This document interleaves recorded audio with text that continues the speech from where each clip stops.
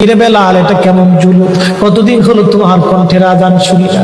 বেলাল রে, তোর কি মন চায় না আমি নবীর জিয়ারতে আসি? বেলাল আয়, আমি নবীর জিয়ারতে আই রে বেলাল আয়, কতদিন হলো তোমার কণ্ঠের আজান শুনি না।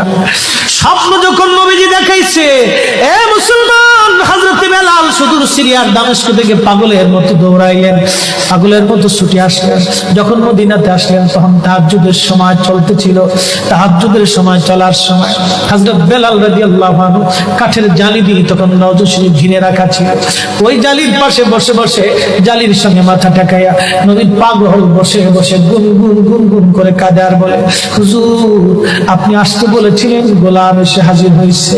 নবী গো, আজান দিতে বলেছেন, আমি আজান দিলে আপনি আগে নামাজ আসতেন, এখন আজান দিলে কি নবী আপনি নামাজে আসবেন? হুজুর এখন আজান দিলে কি আপনি নবী নামাজে আসবেন?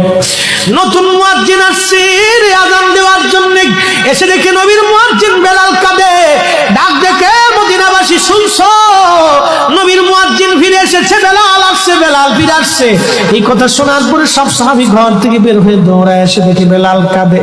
সাহাবীরা বলে, বেলাল আজান দাও, কতদিন হলো তোমার কণ্ঠের আজান শুনি না। বেলাল আজান দাও, কতদিন হলো আজান শুনি না রে বেলাল। বেলাল বলে, সাহাবীরা রে, আমি আজান দিলে কি নবী নামাজ আসবে বলো?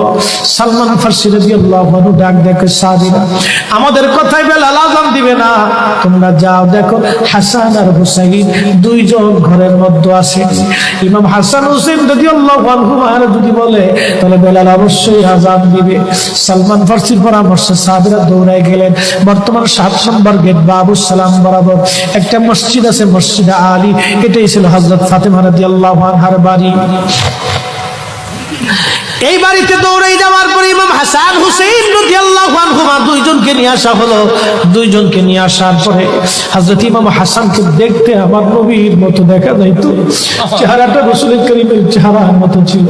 নাতি দৌহিত্র নানার চেহারা পেয়েছিলেন, ইমাম হুসাইন ও নানার সুরত পেয়েছিলেন।